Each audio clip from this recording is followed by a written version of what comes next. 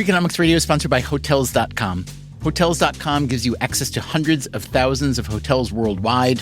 And when you join for free, you can save up to 20% instantly with member prices. Plus, every stay earns rewards. So when you book one trip, you're already lowering the cost of the next one. Hotels.com is simple, rewarding, and designed to help you get more out of every stay. Sign up for free and book today. Hotels.com. It's all in the name. Freakonomics Radio is sponsored by Amica. You know what they say, if you want to go fast, go alone. If you want to go far, go together. So go with Amica and get coverage from a mutual insurer that's built for their customers, one that looks after what's important to you together. Auto, home, life, and more, coverage that fits your unique needs. Amica helps you protect what matters most. Visit amica.com and get a quote today.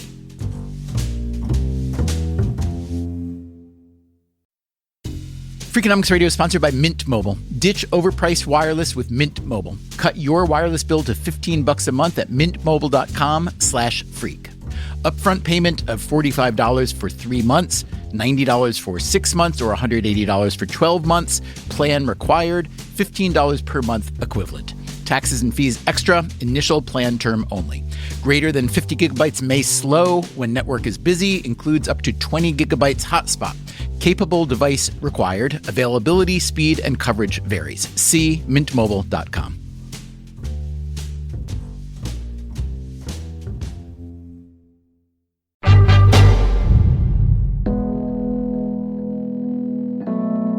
It's worse than cigarette smoking. It's worse than wars. It's worse than auto accidents. Wow, what's worse than wars and car crashes and smoking? Here, I'll give you a hint. Imagine you were getting ready to leave your house for work or school, maybe to go for a run. There is some standard information that most of us seek out before leaving home. There's this. We've got partly sunny skies, it's 85, south winds at 14. And there's this. We've got multiple accidents, stalled vehicles causing major delays.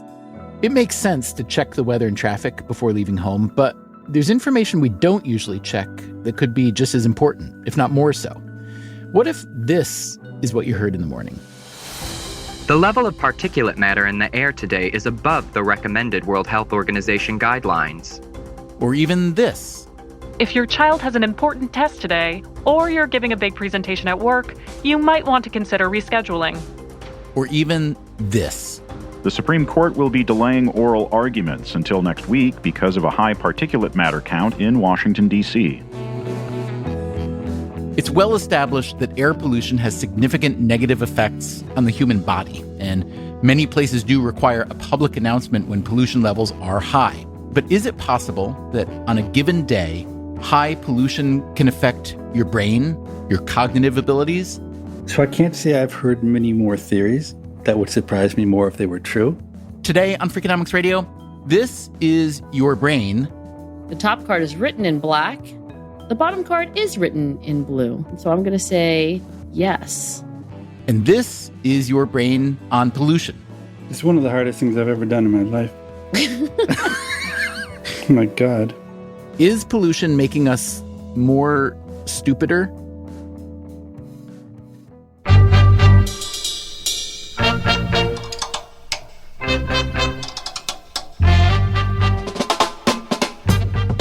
This is Freakonomics Radio, the podcast that explores the hidden side of everything. Here's your host, Stephen Dubner.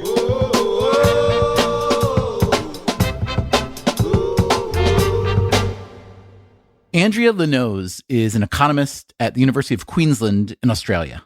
I'm an environmental economist, which means that I use data and the tools of economics to understand the causes of environmental problems and to think about policy solutions. Air pollution is, of course, a long-standing environmental problem. Chemicals like ozone and carbon monoxide, and also what's called particulate matter, or PM 2.5. Tiny little particles in the air that are a diameter that is less than 2.5 micrometers. So it's more than 100 times thinner than a human hair. And those particles can come from natural sources like dust and smoke, but also from things like the combustion of fossil fuels. So that's one of the most concerning forms of air pollution. Particulate matter can be invisible, so unless it's really bad, you can't just tell by looking at the sky whether the air you're breathing is polluted. But the odds are that it is. The World Health Organization estimates that roughly 90% of people around the world breathe polluted air. The WHO has different guidelines for different pollutants. For particulate matter, anything above 10 micrograms per cubic meter on average over a year is considered polluted. The average across China is 35 micrograms. The average across the US is 12, still above the WHO threshold, but much better than it was just a few decades ago. Accordingly, our concern about pollution has been falling. 30 years ago, more than 60% of Americans said they had a great deal of concern about air pollution. Today, that number is just 43%. Here's one of those 43%. I think air pollution is the greatest single threat to human health on the planet. Michael Greenstone is an economist at the University of Chicago, where he directs the Energy Policy Institute and co-directs the Climate Impact Lab. He also spent a year in the Obama White House working on climate policy. One of his creations is called the Air Quality Life Index. The Air Quality Life Index uses satellite data to say how much longer would people in any part of the world live if their area was brought into compliance for what air pollution should be. So how does air pollution affect life expectancy? The average person on the planet is living 2.2 years less than if where they lived complied with WHO standards. Which is what leads Greenstone to say this. It's worse than cigarette smoking. It's worse than wars. It's worse than auto accidents. The World Health Organization estimates that roughly 7 million people die every year from exposure to fine particles in polluted air. That's at least double the number of people who died globally from COVID in 2020, and more than 5 times the number of people killed every year in car crashes. The more proximate causes of the pollution deaths include pneumonia, stroke, and heart disease. The economic costs of pollution are also massive. One estimate puts it at nearly $3 trillion a year, more than 3% of global GDP. Andrea Lenoz again. The interest in economics is fundamentally about the productivity impacts. And so part of the reason we're interested in cognition is that if cognition affects productivity, then the costs of exposure to air pollution may be much, much larger than we had previously estimated. In other words, we know that air pollution is dangerous to our physical health, as evidenced by millions of deaths around the world. And as Lenoz tells us, there are a number of papers that all point in the same direction, in that it does appear that there are cognitive impacts of exposure to high levels of air pollution. So how significant are the cognitive impacts of air pollution? The U.S., remember, is a relatively low pollution country, in part because of domestic policies like the Clean Air Act, but also because we have offshored so much of our manufacturing and the pollution that goes with it. A study published in the journal Nature in 2007 found that more than 50% of China's air pollution at the time was associated with goods and services consumed outside the provinces where they were produced, and that 11% of Chinese air pollution deaths could be traced to goods and services used in the United States and Western Europe. So the U.S. has had the luxury to worry less about the physiological effects of air pollution, but should we worry more about the cognitive effects? Before we answer that question, let's take a look back at how the U.S. got to where it is. So the Clean Air Act, I think, is one of the most beneficial pieces of legislation that was ever passed. Michael Greenstone again. It was passed in 1970. It was President Nixon who signed the Clean Air Act into law. It was amended several times, almost always on a bipartisan basis. The Clean Air Act essentially sets limits on the amount of pollution that can be released into the air via manufacturing, transportation, and so on. How effective has it been? Everyone has probably seen pictures of Delhi today, and there were many parts of the United States that looked like that in the late 60s and early 1970s. One of my favorite anecdotes from that period is that white-collar workers in Gary, Indiana, as a regular matter of doing their job, brought a second shirt. And so these high levels of pollution that we're seeing in other parts of the world, they once existed in the United States. And the reason they don't exist in the United States anymore is largely due to the Clean Air Act. There are many benefits of cleaner air, even beyond the obvious. A recent study in the scientific journal Environmental Research Letters found that American crop yields are significantly higher than they were 20 years ago, thanks to fewer pollutants in the air, but that some pollutants, especially particulate matter, are still hurting crop yields. The Central Valley in California remains pretty polluted. There's parts of the Midwest that remain pretty polluted, but relative to the WHO standard, the United States is very clean. The majority of the problem is concentrated in Asia, especially in India, Bangladesh, China, and in some parts of sub-Saharan Africa. The primary factors that drive pollution in those Asian countries are power generation, home heating, transportation, and, as I mentioned earlier, manufacturing, including a lot of manufacturing that used to be done in places like New York and Chicago and Los Angeles. So it's a bit rich for the U.S. to criticize developing countries for their high pollution, especially since most of our environmental regulation came along after we'd built out our infrastructure in cities. Pollution is a natural byproduct of civilization building, and there's plenty of historical evidence. Blackened lungs in mummified tissue from Egypt, Peru, and Great Britain point to wood fires from ancient homes. Complaints about air pollution date back at least to ancient Rome, when the smoky cloud hanging over the city was called infamous air and heavy heaven. But air pollution really took off with the invention of the steam engine and the Industrial Revolution, starting in England. The UK today produces less than 3 million tons of coal a year, with the goal of getting to zero. At its peak in the early 1900s, they produced nearly 300 million tons a year. The UK burned so much coal that the natural ecosystem adjusted. There's a story of microevolutionary biology, which is about the peppered moth. I'm not sure if you've ever heard about this. That is Stefan Hiblick, a German economist who teaches at the University of Toronto. As for the peppered moth appears in the UK in two varieties, a darker and a lighter variety. And it's well known that before the industrialization, in the north of England, the lighter variety was the predominant species. And this was basically because it could hide on trees from predators. But then as coal smoke started turning trees darker, we see a rise in the instance of this darker version of the peppered moth. So the darker version of the peppered moth was a byproduct of heavy air pollution, kind of like those white shirts worn by office workers in Gary, Indiana.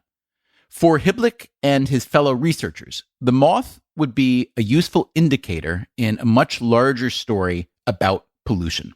It's a story that involves geography, poverty, and wind, a westerly wind, to be precise. In cities in the Western Hemisphere, winds blow from the west to the east, and you might observe that in a lot of these cities, east sides are more deprived. Deprived meaning lower income. There are, of course, exceptions, but the general rule is that the east side of many cities in the Western Hemisphere are poorer than the west side. We started wondering if this was driven by coal smoke during the industrialization and a sorting of poor people into the east side and rich people away from the east side. And we wanted to understand if this has long-lasting effects. If pollution could have an evolutionary effect on the color of a moth species, could it be that prevailing winds carrying coal smoke could change the demographics of a city?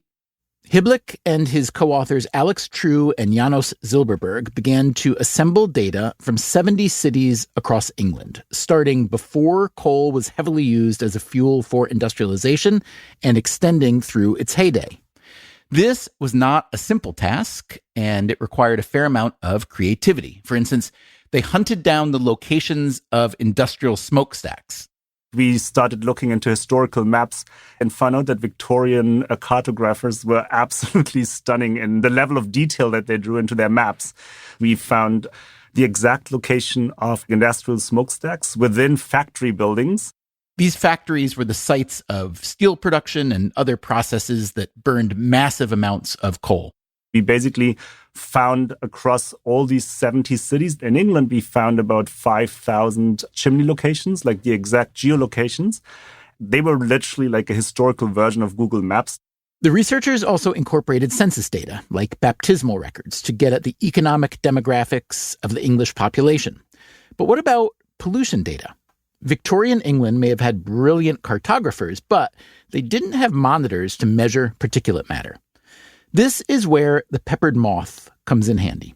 Using the geolocations of the old smokestacks to pinpoint the pollution source, the researchers used an algorithm to model how that coal smoke was carried eastward on the wind, and they confirmed the model's prediction by aligning it with the historical ratio of dark to light peppered moths in a given area, since there were more dark moths in high pollution areas.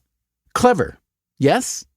Hiblick and his co-authors recently published their findings in a paper called East Side Story, Historical Pollution and Persistent Neighborhood Sorting. What did they find? So after coal smoke came in, we see a resorting of poor households into the east side. We have data from 1817, which is before coal smoke was a main fuel for the industrialization. And we find that in 1817, the wind direction where coal smoke would blow to doesn't have an effect. Meaning that in 1817, before heavy coal use, the east sides of cities were not systematically poorer than the west sides. Then they looked at the data from 1881. They chose that particular year because they had really good data. We had a census where we had all the names and addresses transcribed. And because there was by now a lot of coal being burned. It's pretty much just before the heyday of the industrialization. And what did they see in 1881? In 1881, we see a pronounced pattern where there's a much higher share of low-skilled workers on the east side of the city. What's your best evidence that this relationship is causal and not just a correlational finding? If you draw, let's say, a small circle around a chimney, you would expect in general to have a higher instance of low-skilled workers just because commuting at that time was walking and they have to live somewhere close. But even if you hold distance constant and draw a circle, you would then see that as you walked along the circle, once you get to the east, you will see that the instance of low-skilled workers is in the range of 1 or 2 percentage points higher. Are the low-skilled workers low-skilled because of the coal smoke, or are they living there because they're low-skilled workers? I cannot tell for sure if it's because of the coal smoke. I think in the past it was mostly a sorting into industries. From today's evidence, we know that there might be intergenerational effects, and pollution might also have longer-lasting effects that might affect cognitive capacities. Longer-lasting effects that might affect cognitive capacities, that is, effects that outlast the original 19th century pollution. The idea is that children who grow up in those polluted areas suffer negative effects that lead to worse outcomes in education, health, and income, even if they were to move away later. The UK, like the US, began cracking down on air pollution in the mid-20th century. But here's the thing. Hiblick found that the effects of neighborhood sorting didn't go away. What we're seeing is that really polluted and really unpolluted neighborhoods, they are basically becoming even more extreme, either richer or poorer. What we're finding is that one standard deviation increase in pollution would lead in the past to about 15% higher share of low-skilled workers in neighborhoods. And then today, we would see that this would go up to 20%. The likely explanation is a classic case of path dependence. You have the causes initially that the east side had these negative effects of pollution. Poor people sorted there. And then the effects were cemented over time by additional investments, right? Maybe you had a highway cutting off the east side from the west side, or you have poorer building structure. As a result of that, you have a certain composition of residents. You have less funding for schools. You have less funding for other amenities. And this is then the snowball effect. In our paper, we find, for instance, that test scores in these east sides are lower and that crime instances are higher. Okay, lower test scores and higher crime in the areas that have historically had high pollution. But again, how can you untangle cause from effect? Does pollution itself lower people's cognitive abilities, or do people with lower cognitive abilities sort into polluted areas? Lower cognitive abilities may mean lower incomes, which may mean fewer options when it comes to where you live. And how can you untangle this question in the face of snowball effects like school funding? This brings us back to Andrea Lenoz. I had been reading the literature on the effects of air pollution on productivity, but also other behaviors, for example, crime. And knowing that a leading hypothesis for those effects was really this cognitive impact. So there's a literature showing that the test scores of high school students is negatively impacted by exposure to particulate matter. But we didn't, at that stage, have much evidence for the cognitive effects in adults. And that makes sense because we don't regularly sit high school exams every year as adults. There was one piece of evidence for the cognitive effects of pollution on adults. It came from a paper that analyzed baseball umpires. Yeah, who said economics isn't fun? This was research by James Archsmith, Anthony Hayes, and Sudey Sabarian. They're able to compare quality of umpires' decisions on days of high pollution exposure and low pollution exposure. And they did find that umpires made more mistakes when they were in a place that had a high pollution level on that day.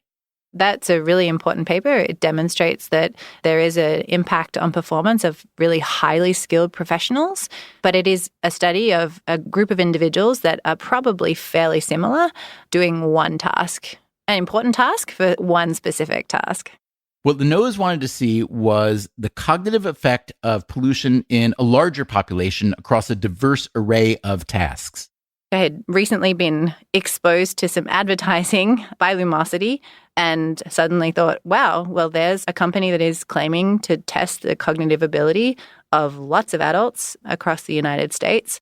Like Lenoz, you may know Lumosity's name from advertising. They've sponsored a lot of radio and podcasts, including ours for a short time in 2014. Lumosity is a so-called brain game app created by Lumos Labs, a company founded in 2005. It now claims more than 100 million users across nearly 200 countries. So, lots of data.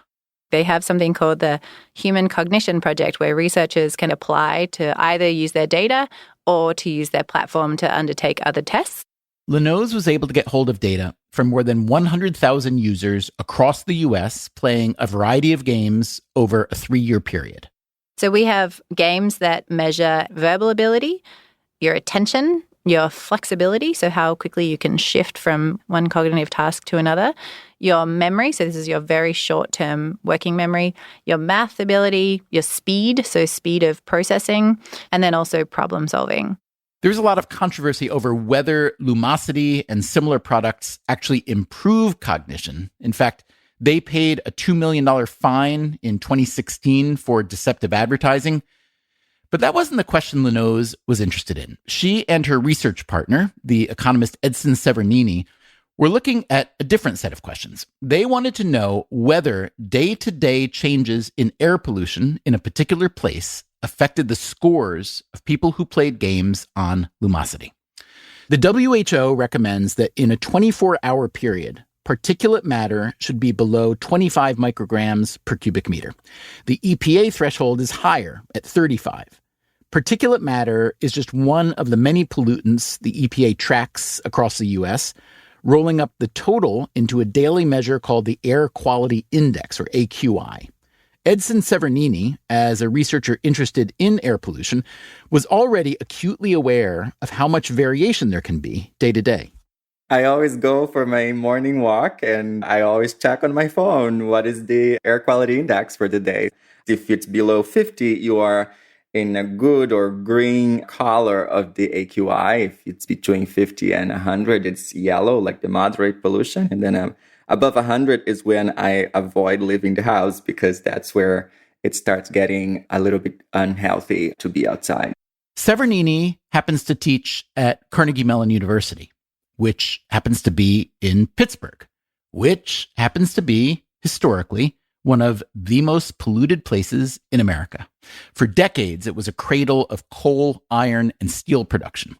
When Charles Dickens visited in 1842, he wrote, "Pittsburgh is like Birmingham in England. It certainly has a great quantity of smoke hanging over it." Like Gary, Indiana, Pittsburgh was a two-shirt town, and it's still rated as the 9th worst U.S. metro area for particle pollution. That said, not all parts of the Pittsburgh area have the same level of pollution on a given day, and the same goes for all the places that Severnini and Lenoz wanted to measure in their study. Pollution levels are not measured around us, like attached to our bodies. So that would be the ideal experiment. You are breathing the air, you know exactly how much pollution you have in that air. It's not the case. And so that creates noise in the data, which would underestimate the relationship between cognitive function and pollution. But they did find a way to address that problem.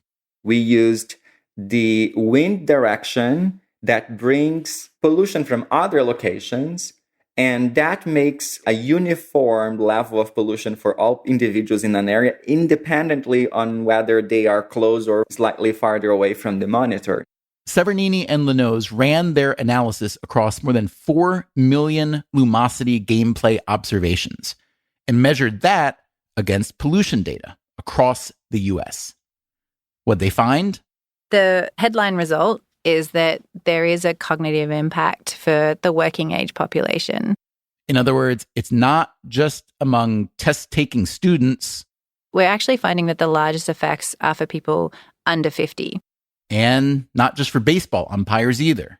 So this is an issue for the working age population, and we expect that to have pretty significant productivity impacts. The second main result that I think is entirely novel is that it does seem to affect memory ability. And so if we think across occupations, if we think about sectors that rely more on memory ability, we expect to see the productivity impacts in those areas be more significant.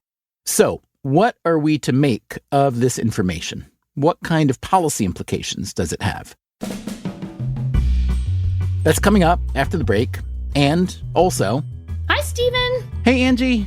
Levitt's here, too. Hey, Levitt. Hey, how you doing, Dubner? I play some Lumosity games with my Freakonomics friends, Angela Duckworth and Steve Levitt, who are not aware that this is about pollution levels in their respective cities, because I want this to be truly cutthroat. This is the kind of thing I'm really good at. Like, I would honestly say this is my specialty. I'm probably more competitive than I'm... And how would the climate change conversation be different if instead we were talking about pollution? Also, don't forget to check out the newest podcast from the Freakonomics Radio Network. It's called Freakonomics MD, hosted by Bapu Jena, an MD and economist who loves to explore the hidden side of medicine using piles of data and an uncanny intuition. The so-called brain training games from Lumosity may not make you smarter, but Freakonomics MD will, I promise. Follow Freakonomics MD wherever you get your podcasts. Freakonomics Radio is sponsored by Cash App. Bitcoin is often talked about as an investment, but it was built to be used. With Cash App, you can actually do that. Send Bitcoin instantly, pay at local Square businesses that accept it, or move it to your own wallet whenever you want. It works more like real money and less like something locked in an account. For a limited time, new customers can get $10 added to their balance. Just use code CashApp10 when you sign up. And don't forget this part, send at least $5 to a friend in the first 2 weeks. Terms apply. Cash App is a financial services platform, not a bank. Banking services provided by Cash App's bank partners. Bitcoin services provided by Block Inc. brand. For additional information, see the Bitcoin disclosures at cash.app/legal/podcast.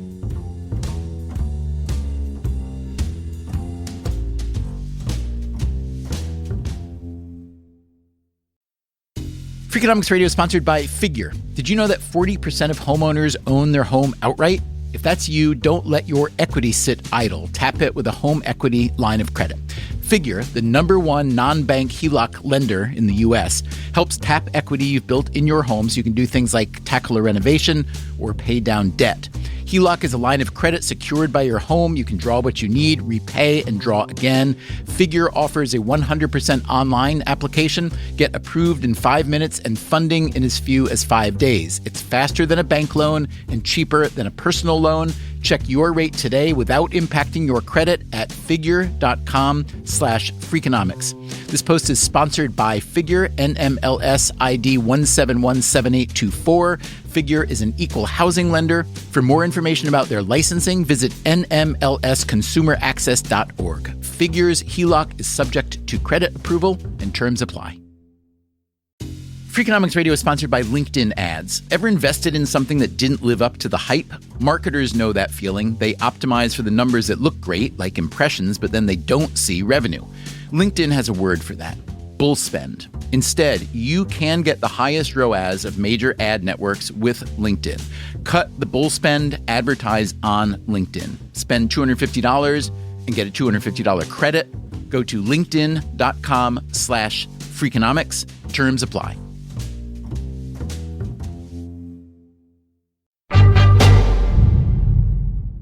Angela Duckworth and Steve Levitt, you're two of the smartest people I know, so I thought we could play some brain games today. Are you both feeling relatively sharp? Are these the kind of games that one of us is going to win and the other two lose? God, the two of you are made for each other, because the first thing Levitt said before we started recording was something about, what did you say, Levitt? I said it's no fun to play with Angie because she's been playing these games her whole life because she's a psychologist. And I know zero about psychology other than that they play these games all day long.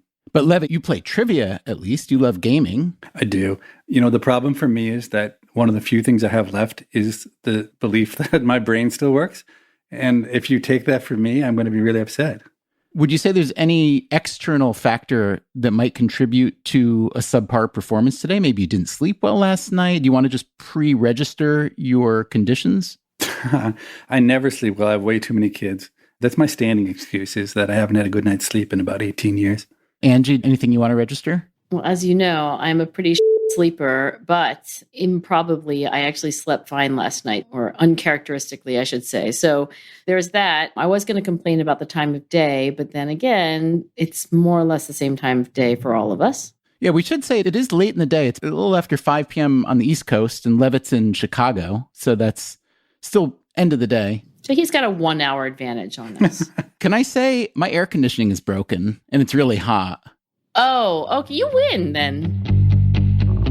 In case you don't know, Steve Levitt is an economist at the University of Chicago. He is my Freakonomics co-author, and he hosts a podcast called People I Mostly Admire. If you don't already listen to that, you should.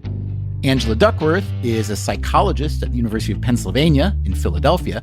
She's the author of the book Grit, and she is my co-host on the No Stupid Questions podcast, which you should also be listening to. Anyway, the three of us set out to play 3 games as part of Lumosity's FIT test.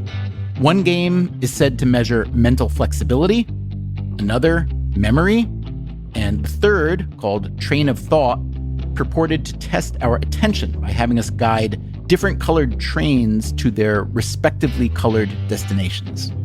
If all that sounds super easy, well, you should try it. Okay, here we go.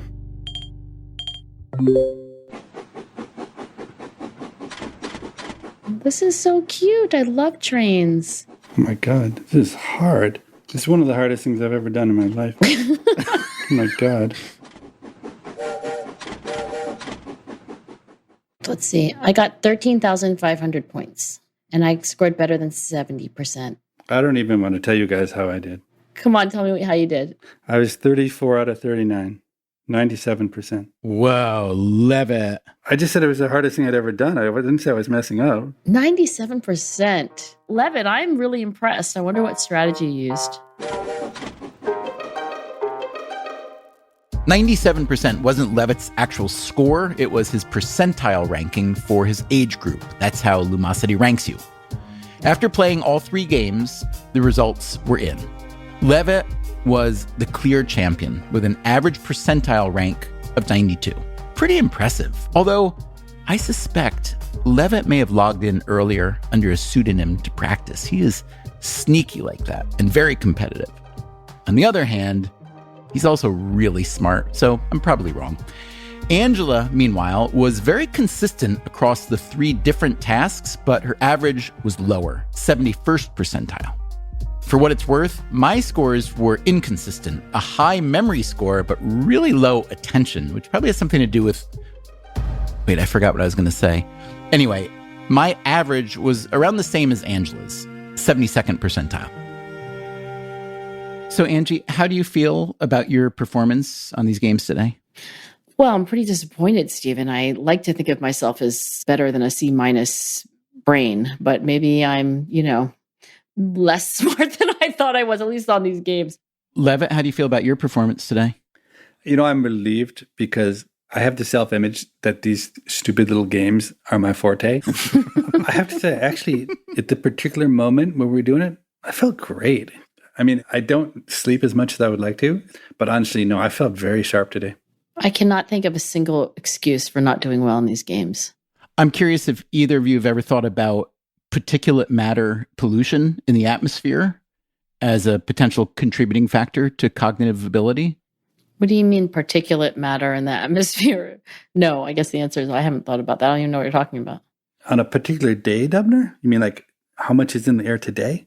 Yeah, so what would you say if I told you that a couple economists have analyzed lumosity gameplay, just like we did, in different places and found that, quote, even when air pollution is below EPA and World Health Organization quality guidelines, cognition is negatively affected across 7 different cognitive domains. Furthermore, their identification relies only on short-term changes in pollution exposure within an individual's play history. Would that surprise you? I'm trying to process this. Levitt, what do you think? So I can't say I've heard many more theories that would surprise me more if they were true. But what do I know about the world? So let me read you some numbers. The WHO recommended level is 25 micrograms per cubic meter. The EPA's recommended level is higher, 35. This paper finds negative cognitive effects at just 20 micrograms per cubic meter. Now, here's what's interesting. In the 3 cities where we are, I'm in New York, Angela's in Philadelphia, Levitt's in Chicago. On average, in 2019, for instance, New York was the lowest of those 3 at 7 micrograms per cubic meter. Philly is at 10.3, and Chicago was the worst at 12.8. How many particulates are there in Chicago today? Okay, so I have some good news and some bad news. The good news is, Levitt, you are suffering very low particulate matter in Chicago today. As of today, Chicago only had 8.7 micrograms per cubic meter. Philadelphia and New York, we have very high levels today, as it turns out. Do we? Yeah, 23.4 in New York and 24.6 in Philadelphia. Is there that much variation in particulate matter? There is that much variation, not only place to place, but day to day. Wow, that's what's really interesting, the day-to-day part. I didn't realize that. Levitt, earlier you said that you just felt incredibly sharp and focused when it came time to do the tasks. Do you think that had anything to do with the relatively low level of particulate matter in the air in Chicago? I wouldn't think so, but maybe I should start tracking it. I could, without knowledge of the particulates, rate how I felt each day. So you each sound relatively skeptical of the findings of this paper. Let me just ask for like a confidence level, 0 to 10, let's say, that these findings are somewhere in the ballpark of useful and true. I want to rate my own confidence in saying anything about somebody's findings before reading that paper. I would say that would be like a 1. Okay, fair enough. Levitt, do you want to speculate? I would say it feels like a 1 in terms of likelihood of being true, and if true, a 10 in terms of importance. So what is the likelihood that local real-time pollution levels can impair cognitive function in the moment? It might help to know the mechanisms by which this could happen. I'm not a medical expert. What I'm going to say now is based on, reviews of this literature. That, again, is the Carnegie Mellon economist Edson Severnini. There are 2 ways where air pollution could impair cognition. One is that they go directly to the brain and then it affects the functioning of the neurons, but also they stimulate pro-inflammatory, I think it's called cytokines. And so this is a more indirect route. But everybody who is doing research on this topic, they always see processes that are affected by pollution. Oxidative stress, inflammation, some neuron laws. I should note that Angela, Steve, and I played only a few games on one day. The data that Severnini and Lenoz analyzed was much more robust. Still, I asked whether our scores should be adjusted based on that day's pollution levels in our respective locations. The impact of this exposure to pollution would be to shift someone in that ranking by about 6 points. So if you were playing on a day that was above the threshold that we set, and you were performing like in the 75th percentile, on average, you would have been on the 80th percentile that day. And that's just on average. So once you account for the local pollution levels in New York and Philadelphia that day, which were high, and Chicago, which was low, Angela and I might be right up there with Levitt. In any case, Lenoz and Severnini's study is under review for publication. We asked Michael Greenstone, the pollution and policy veteran, what he thought of their findings. Now, do keep in mind that Edson Severnini was actually a postdoc under Greenstone.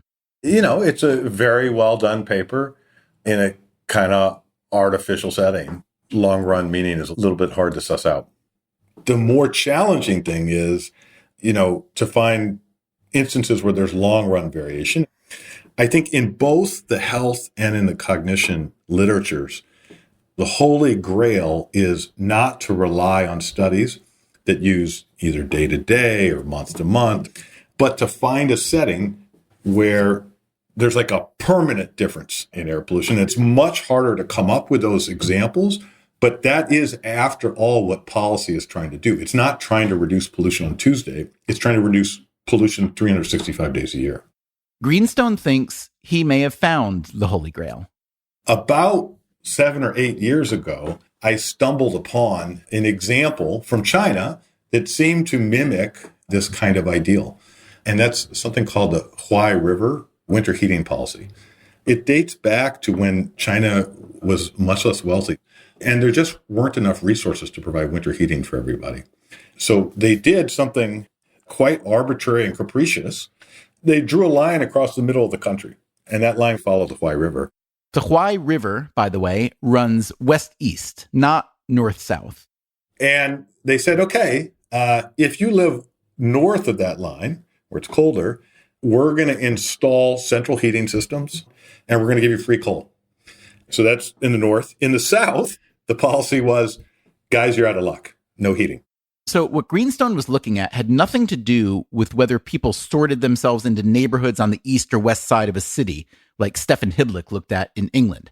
This had to do with comparing the health and educational outcomes of people living on the north side of the river, where people were warmer in the winter, but exposed to a lot of coal smoke, and the south side, where you might have been colder, but didn't have much coal smoke. And thanks to Chinese government policy, there was almost no migration from one side of the river to the other. Migration was greatly limited. And I thought, wow, this is the thing I've been searching for. Greenstone was able to analyze data that included roughly 40,000 people living in urban areas within a 5-degree latitude range north and south of the river.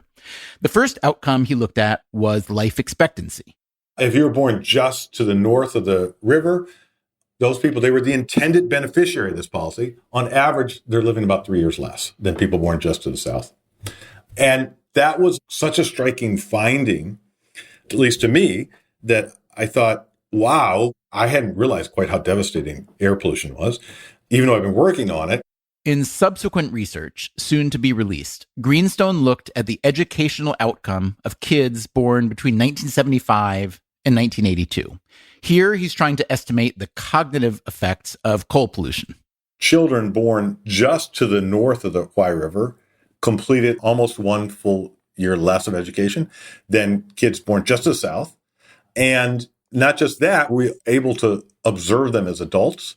And on average, they earned about 13% less than children born just to the south. I think this is the first large-scale evidence on the impacts of long-run early childhood exposure at the levels of concentrations that prevail in many parts of Asia and sub-Saharan Africa. So how bad is this news? Or maybe a better question to ask, just how damaging is the cognitive impact of air pollution? We have probably been understating the losses from air pollution by about 50%. But then some kind of good news. That would imply that the benefits of reducing air pollution are 50% larger than we realize and would justify more stringent environmental regulations. High polluting countries, especially China, have been pushing hard to lower air pollution. As recently as 2013, the particulate matter level in Beijing was over 100 micrograms per cubic meter. Remember, the level over a 24-hour period recommended by the WHO is under 25. But by 2018, the average level in Beijing had fallen to just over 50, and it has continued to fall across the country. And if you take my estimates literally, they imply that a child born in 2018 relative to a child born in 2013 will live 1.4 years longer. Greenstone says China's trajectory is much more dramatic than ours. The United States accomplished nothing like that so quickly after the Clean Air Act. And as an economist who's done a lot of work on environmental policy, he's been disappointed with the U.S. government's approach to the broader issue of climate change. The Clean Air Act was really focused on reducing pollution locally in parts of the country where air pollution concentrations were very high. CO2 is a totally different ball of wax in the sense that it is a global pollutant. The impact of emitting a ton of CO2 in Fresno is exactly the same as emitting a ton in Bangor, Maine. I think the United States is an extraordinary outlier in the international arena in terms of its difficulty in recognizing and developing a coherent strategy for confronting climate change. The United States is the only country in the G7 that does not have a coordinated national climate policy, and that's striking. I've always wondered why the conversation about climate change hasn't been more of a conversation about pollution. I've also wondered if the climate change conversation might not have become so ideological if it were more about pollution. The evidence for pollution's impact, the long-standing evidence about the physiological damage and what we've been hearing today about the cognitive damage, that evidence is so persuasive that it's hard to imagine any right-minded human not wanting to fight that fight. It isn't just progressives or Democrats who want clean air and water. Some of the strongest-willed naturalists and preservationists have historically been politically conservative. No one wants their babies or grandparents breathing polluted air. Edson Severnini again. I think making the argument that it affects people in their daily lives, it could be their own productivity or their children's performance in school or their children's performance in sports that they're playing outside. All of this should be really talked about more often when it comes to energy and environmental policy. Talked about maybe like this. The level of particulate matter in the air today is above the recommended World Health Organization guidelines. It's a matter of making sure people understand the consequences because it is sometimes not visible. If your child has an important test today, or you're giving a big presentation at work, you might want to consider rescheduling. You go for a walk and you don't see it, the pollution. The Supreme Court will be delaying oral arguments until next week because of a high particulate matter count in Washington, D.C. But, in economics, we always say, if you have a problem, you tackle that problem directly. It's much more efficient.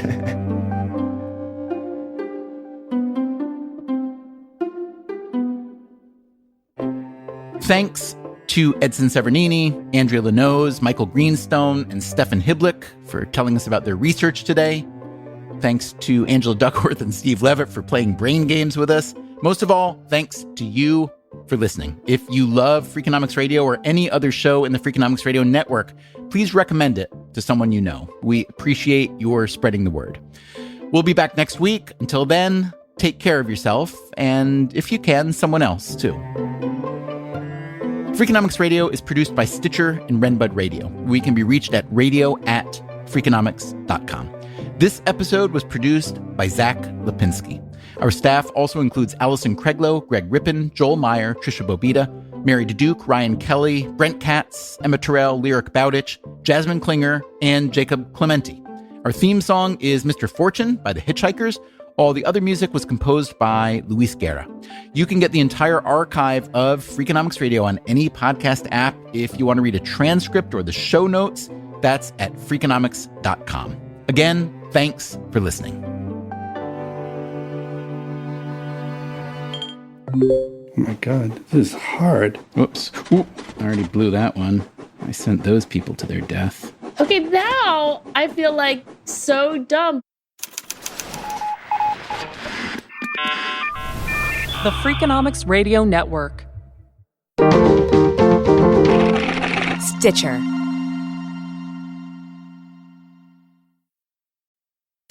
Freakonomics Radio is sponsored by Ozempic. Innovation happens through rethinking what's possible, and when it comes to GLP-1s, Ozempic pill does just that. Learn more about Ozempic semaglutide tablets, 4 and 9 milligrams, by calling 1-833-OZEMPIC or visit Ozempic.com to view the medication guide and ask your doctor what's possible with FDA-approved Ozempic pill. In the U.S., there's a break-in every 26 seconds. But when intruders step near, Simply Safe Home Security steps up. Stop. This is Simply Safe. Police are on the way. Using AI alerts, U.S.-based live agents help deter break-ins. Simply Safe, no long-term contracts. Save 50% on your new system with professional monitoring at simplysafe.com/SXM or with promo code SXM. Outdoor deterrence requires a Simply Safe Active Guard outdoor protection plan starting at $49.99 a month. Visit simplysafe.com/licenses for alarm license information. Tennessee 2012. Hey there, I'm Stephen Dubner, host of Freakonomics Radio. If you love the podcasts in the Freakonomics Radio Network, I want to tell you about a way you can get even more from us. To hear our shows without ads and get exclusive access to Freakonomics Radio bonus episodes, please subscribe to SiriusXM Podcasts Plus on Apple Podcasts or sign up at SiriusXM.com/podcasts plus. Start a free trial today.